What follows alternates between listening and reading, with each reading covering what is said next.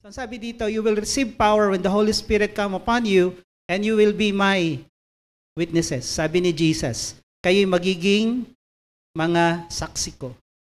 So, ang intention ni Jesus nung sinabi niyang kayong mga follower ko ay magiging witnesses ko. Therefore, ang ibig sabihin, kayo ay magwi-witness sa akin, sa ginawa ko sa buhay nyo, sa mga narinig at nakita nyo sa akin, magwi-witness kayo hanggang kamatayan. Until patayin nila kayo kung kinakailangan.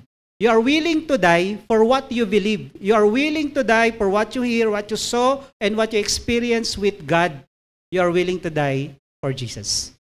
Pag sinabing, you are my witnesses, at ang tinutukoy dito, every Christian, so therefore, in conclusion, bawat Kristiyano, handang mag-witness dapat para kay Jesus. Hindi lang ito mag-share ng testimony mo kung paano ka binago ng Diyos, kundi handa kang mamatay sa tinatayuan mong testimony. Hanggat hindi mo pa oras mamatay, hindi ka mamamatay. Tandaan nyo to. Hanapin mo man ang kamatayan, pag hindi pa approve ni Lord yung oras mo, hindi ka mamamatay. Hanggat di pa tapos yung mission mo sa mundo, hindi ka pa pwedeng umuwi sa langit. Ang may hawak ng buhay at kamatayan natin, hindi si kamatayan o si Satanas, si Jesus. Unless itlin mo buhay mo, magpakamatay ka, i-shortcut mo. Naniniwala tayo na ang murder ay magdadala sa'yo sa impyerno, kahit sarili mo pa yung pinatay mo. Ganito dapat ang buhay natin, parang gulong ng sasakyan. Yung gitna, si Jesus.